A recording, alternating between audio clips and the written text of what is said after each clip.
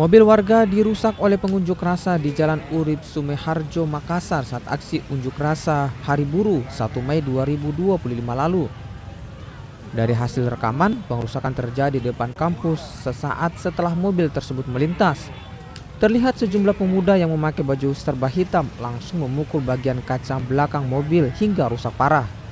Kini, pihak kepolisian dari Polrestabes Makassar dan Polsek Panakukang tengah melakukan penyelidikan terhadap pelaku pengerusakan tersebut.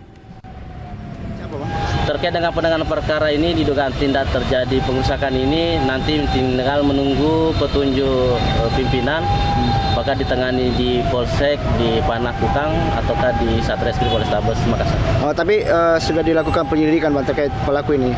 Tentunya kami selaku kepolisian, setiap terjadi kejadian yang diduga tindak pidana pastinya kami sangat respon untuk melakukan upaya minimal penyelidikan langkah awal.